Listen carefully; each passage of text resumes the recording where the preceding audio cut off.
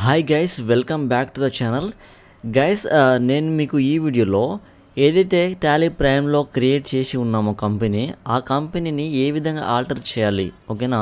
Okay, మనం ఏదో ఒక కంపెనీ క్రియేట్ చేసాం, సమ్ స్పెల్లింగ్ మిస్టేక్ అయింది అనుకుంటాం, దాన్ని ఇప్పుడు ఆల్టర్ చేయాలి. ఏ విధంగా ఆల్టర్ చేయాలనేది నేను మీకు ఎక్స్ప్లెయిన్ అయితే చేస్తాను. ఓకే, సో ఏదైతే మనం సెలెక్ట్ చేసి ఉన్నామో ఆ కంపెనీ ఇక్కడ టాప్లో కనిపిస్తుంది.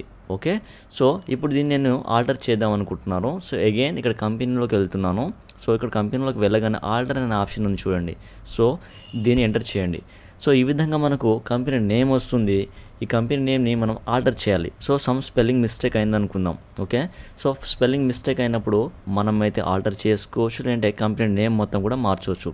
ఓకే, సో XYZ కంపెనీ అని చెప్పేసి నేను ఇస్తున్నాను. సో ఈ విధంగా కంపెనీ మనం ఆర్డర్ చేసుకోవచ్చు అనమాట. ఎంటర్ చేసుకుంటూ వెళ్ళాల్సి ఉంటుంది.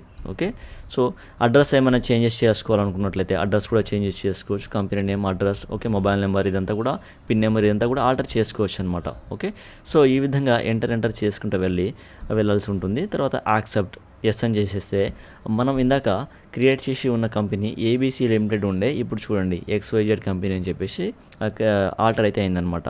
సో ఈ విధంగా ఒక క్రియేట్ చేసినటువంటి కంపెనీని ఆల్టర్ అయితే చేసుకోవాల్సి ఉంటుంది. ఓకే, సో దీనికి సంబంధించి మీకు ఏమైనా డౌట్స్ ఉంటే కామెంట్లో మెన్షన్ చేయండి. ఎవరైతే అకౌంటింగ్ ప్లస్ టాలీ ప్రైమ్ నేర్చుకుందాం అనుకుంటున్నారో నన్ను ఫాలో అవ్వండి.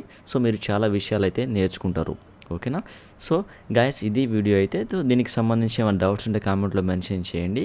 ఈ ఇన్ఫర్మేషన్, ఈ వీడియో మీకు యూస్ఫుల్ అనిపిస్తే ఈ వీడియోని లైక్ చేయండి. అలానే ఇలాంటి మరిన్ని వీడియోస్ కోసం మన ఛానల్ని సబ్స్క్రైబ్ చేసుకుని సపోర్ట్ చేయండి. Thank you.